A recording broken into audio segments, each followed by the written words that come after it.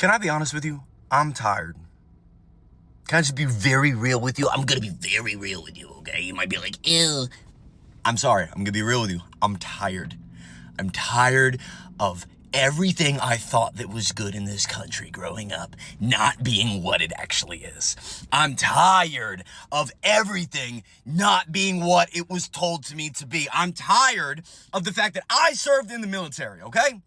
I went overseas, I protected the poppy fields in Afghanistan, and guess what? That's all I was really there for.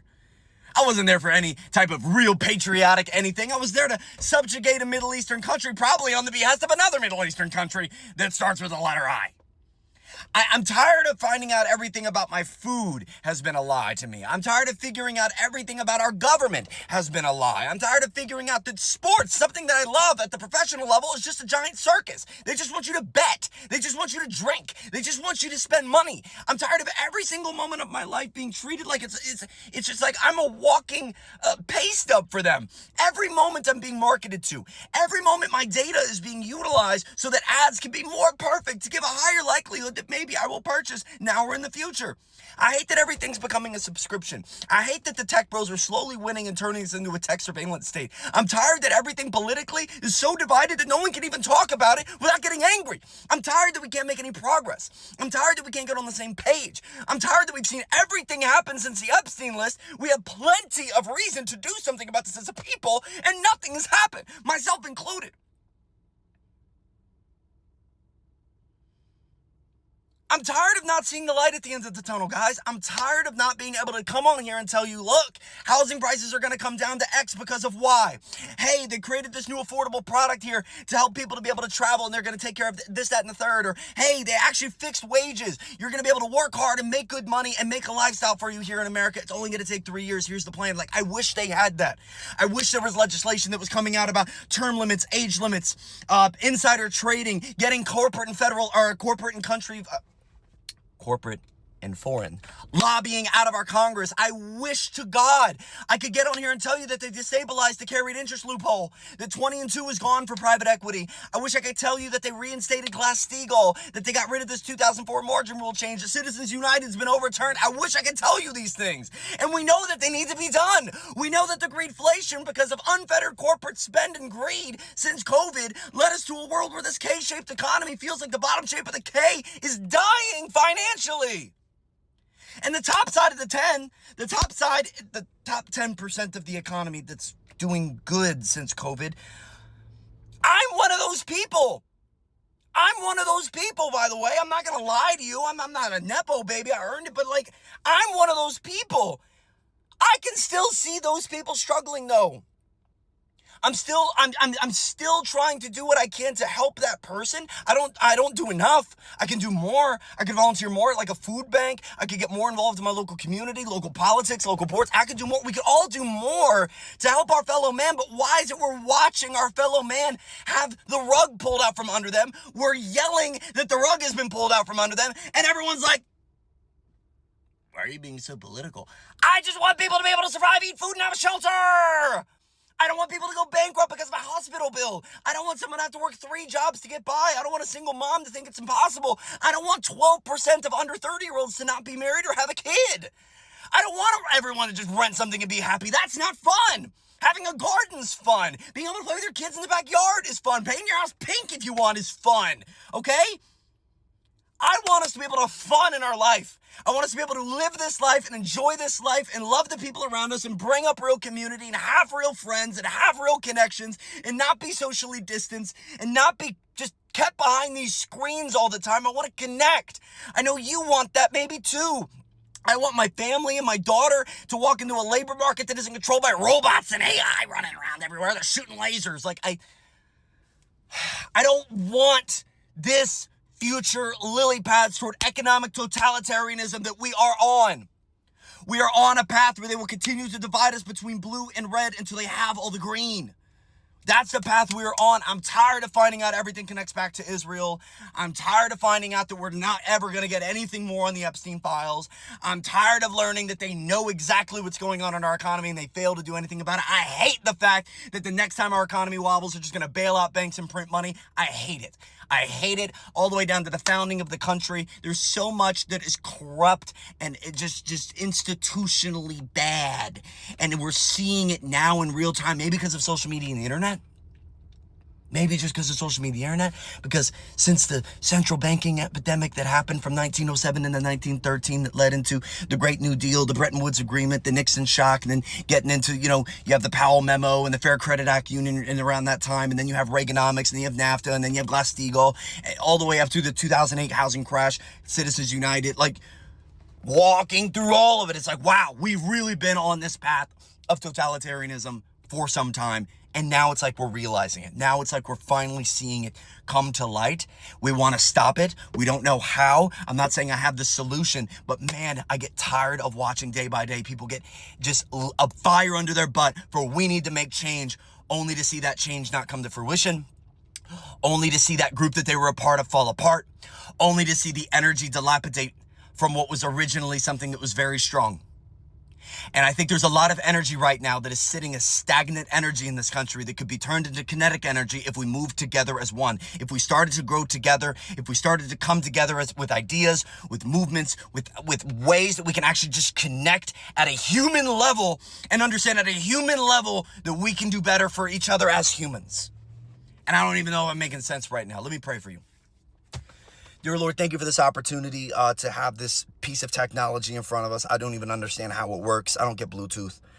Lord, I pray for peace that surpasses all understanding upon everybody that hears my voice, whether or not they believe in you or not, believe in another God or not. I just pray that they can feel that peace in their body, the anxiety struck from them, the stress taken away from them. I thank you, Lord, for the opportunity to speak together today. I thank you for the love that you'll put into this person's life. I thank you for the transparency and justice you're going to bring for those that deserve it. I thank you, Lord, that you are protecting those that are belittled and marginalized by these evil, corrupt figures. And Lord, I pray you bring justice, hell, and brimstone down on the evil individuals that cover up, conspire, and corrupt our great country, Lord. Thank you for giving us this time on this earth, and let us use it responsibly in your name. Amen. My hair looks crazy. Don't do drugs. $8 for a lemon. It's too much. It's too much. This is fucking insane. $7 for 10 slices of cheese? I need to get the fuck out of the US. Everyone's been talking about their sphere ice and how outrageously priced it is. This economy is so bad. $33 for toilet paper? We can't even afford to shit. Oh my god, everything's so expensive now. $10.89 for nothing. $13.99 for a goddamn watermelon. We're at the grocery store and the eggs are $17.49. I'm about to show you $10 for the groceries in America. Bread and eggs. $10 for bread and eggs. Good job. The grilled beef, why is it $30? Who can afford that? Let me go sell the car. $40.60 for a fruit tray. Yeah, that's staying on the shelf. Look at this, $6 for a box of cereal. Who can afford this shit? This is fucking crazy. Then you eat this shit and your mouth gets stuck together with this bullshit. So you're gonna have to eat this to taste. This is crazy. What the fuck is the world coming to?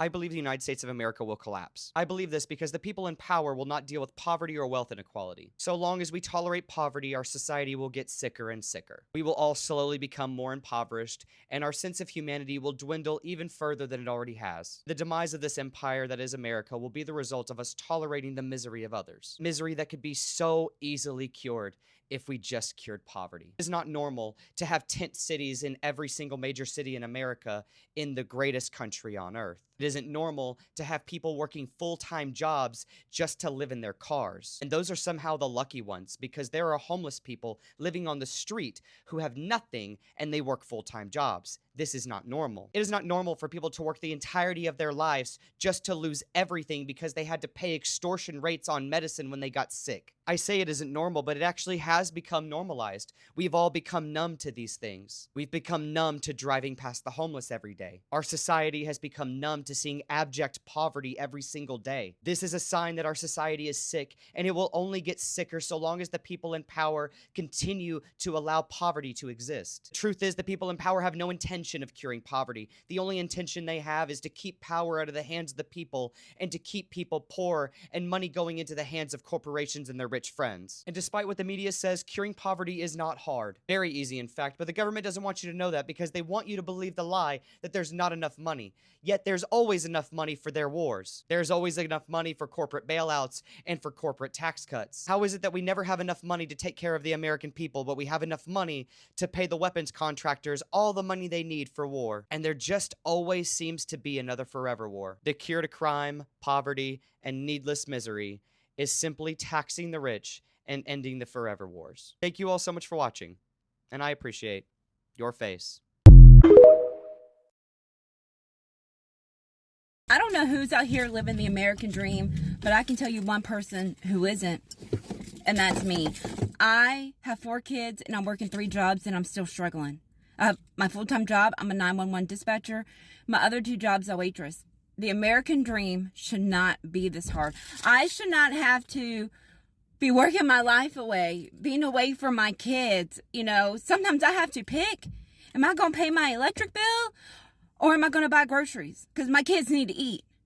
This is not the American dream. I'm so tired of struggling.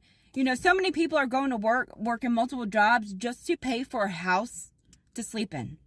Just to put their head down at night. This is not the American dream. Not my American dream. That's why I started posting here on TikTok.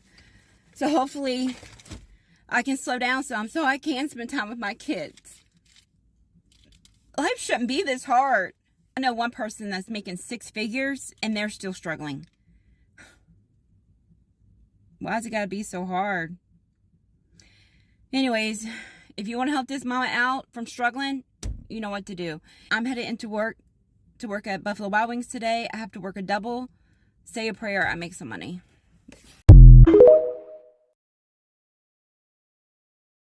Give me just a minute.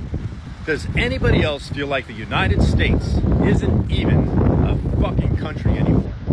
It feels to me like the world's largest never-ending reality TV show.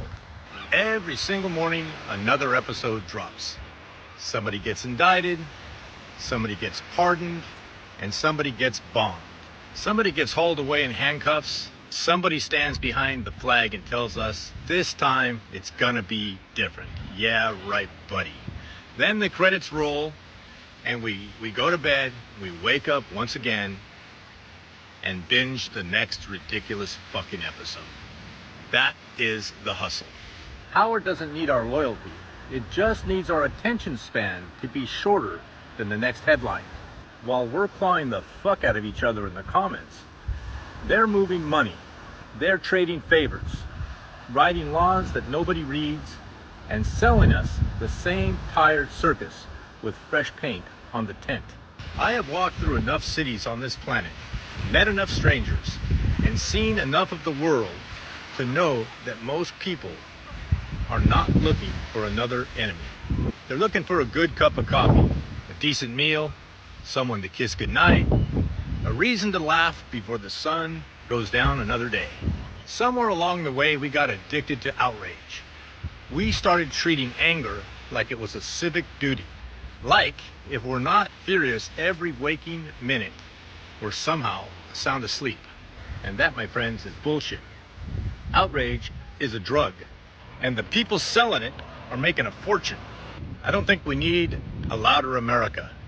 We need one that's too damn smart to keep buying tickets to the same broken, insane carnival. So here's the question. When the fuck do we stop watching the show, walk off the set, and remind people in Washington that they work for us? And that's the truth. It's great to be alive. No matter where you go, there you are.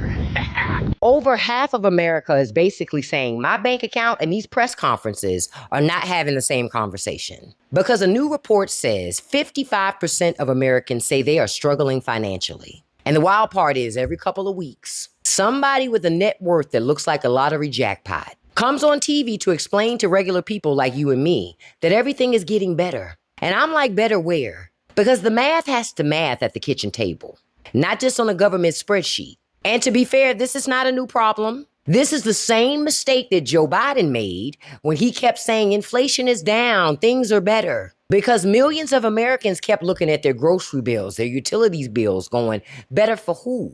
Because regular people like you and me don't measure economy by a chart. We measure it when the mortgage comes out, when the rent is due, when we leave the grocery store with 3 bags for $100 and trying to figure out how we got here. So you can tell people that the storm is clearing, but if they're still standing in the rain, they're going to question the forecast. So I want to know, forget what the politicians say, forget what the headlines say. In your own actual house, with your actual bills and your actual paycheck, does it really feel like things are getting better? Because until people start really being honest about what they're experiencing, nothing's going to change. I got a letter recently that my property taxes are going to go up $600 a year from now on. I got a letter that my homeowner's insurance is going up $60 a month. My propane company sent me a letter that my propane is going to double this year. They just came and filled up my tank. It was $1,000. That's crazy. Also, as a entrepreneur and business owner, I get my health insurance through the marketplace. So you have the Affordable Care Act. I pay $45 a month. They just informed me that if this bill passes and I lose my tax credit, I'm going to go from $45 a month to $660 a month for health insurance. I need to buy a new car and I can't because the cars have gotten more expensive and the interest rates have gotten so much more expensive. I can't find a reliable car that has the same monthly payment of $450 a month that I've been paying now for a new car. Not necessarily new, but new to me. Groceries are insane, and it feels like every day I get a new email from another subscription that I have, whether it's Netflix, my website subscription, everything's increasing in price. And I sit pretty much every day stressed about money, and yet I know that there are so many people in this country that are way worse off than me, and they're not making it, y'all. They're not making it. What hurts me the most is that there are so many women, especially, that just cannot afford to leave abusive homes and they have to stay in it because of this economy. So are we great again, America? Like, is this what you voted for? Meanwhile, they all sit there in DC, not feeling any of these pressures, not doing anything about it, not giving a shit about the American people. I have been extremely poor and I have been extremely wealthy. And I know from firsthand experience that the wealthy people don't notice it. And most people are pretty self-absorbed and aren't thinking about other people anyway. So we got to talk about this more. We got to raise hell. We have to let DC know that this is not acceptable. Regardless of your party, we have got to help each other. We are entering stage 4 of a 4-part economic collapse, and I'm going to explain it to you really quickly and easily so everybody gets this. Step 1 is the cushion. That's when everybody's got money and the economy's booming. Coming out of COVID, everyone had extra cash to spend. You had a stimulus check, you had savings built up because all the stores were closed and you couldn't leave your house and you had all this extra money sitting. So coming out of COVID, we were sitting really pretty and the economy started booming. Step 2 is the bridge. That's when the savings runs out and everybody starts turning to credit to start covering all of their bills and expenses. And they've built up this lifestyle that they want to maintain, but now it's more expensive. So we start pulling out the credit cards more often and we start going into more debt. We start buying fancier cars like we wanted to, but we're having to pay more for them and now our bills are higher and our payments are higher and everything just costs more, but we still got credit and the economy looks great. Why would we worry about this? Step 3 is the wall. That's when savings are gone. That's when your credit card debt starts to get to the maximum, when you don't have any more credit limit to spend. This is when everybody starts realizing that they have to start pawning stuff off, which we started seeing. This is when everybody starts shopping more economically. This is why we started seeing a higher increase in high-income families, in Walmart, in Dollar Tree even. This is when you start seeing people start pinching, because it's starting to hurt. Step 4 that we're entering right now is the reset. This is when inflation has gotten to a breaking point. This is when people just can't survive anymore. This is now because lower income and certain neighborhoods are starting to see higher rates of foreclosures. We're starting to see more businesses closing. We're starting to see everybody tightening down because they're trying to figure out how they're going to survive the recession. And this algorithm has played out multiple times in U.S. history. The 70s stagflation is the most similar to what we got going on right now.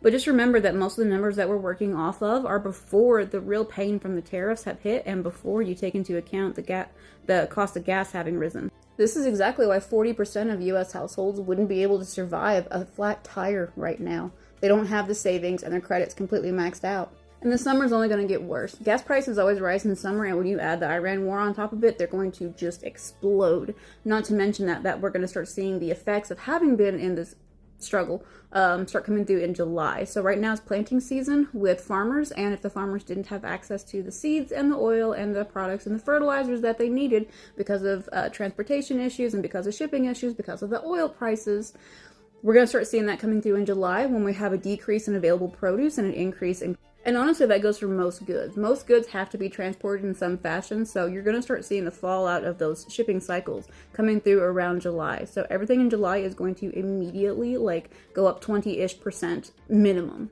And the only real way to combat this or try to get through it is to go into survival mode. Don't do anything that you don't need to do to survive. Groceries, utilities, rent, that should be pretty much it.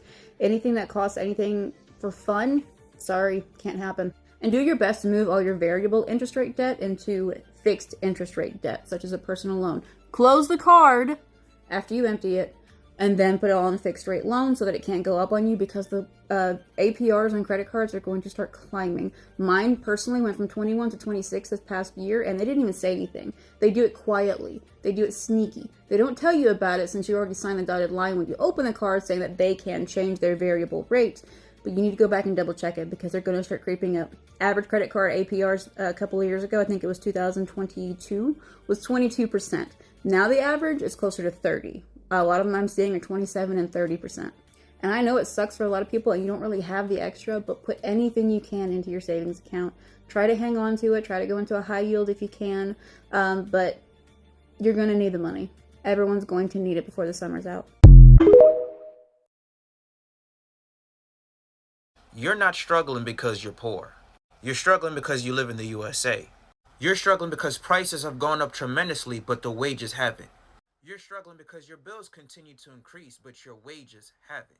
You're struggling because you have greedy, corrupt CEOs of companies that are continuing to record record profits, but are refusing to pay their workers a livable wage. You're struggling because the country that prints money won't give that money back to its people. You're struggling because the country that is in $37 trillion and counting worth of debt somehow finds a way to give billions of dollars to fund new wars, but won't find any money to fund the poor. You're struggling because this country is stealing 30 to 40% of your income, if not more. You're struggling because after this country wrongfully took 30 to 40% of your income, they're telling you to pay more during tax season. You're struggling because homes that used to cost $150,000 to $200,000 10 to 15 years ago are now costing $400,000 if not $500,000. You're struggling because those starter homes that used to be seen as affordable are now being bought by large corporations. You're struggling because rent was under $1,000 10 to 15 years ago is now costing almost $3,000 for a one bedroom. You're struggling because these greedy landlords continue to increase the rent. You're struggling because a $100 grocery bill 10 to 15 years ago will get you a huge haul, will now only get you a few things in 2025.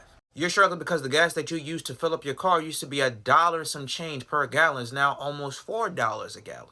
You're struggling because the cost of having a good time and living life has gone up tremendously. An airplane ticket used to be $200 round trip is now $400 one way. It used to cost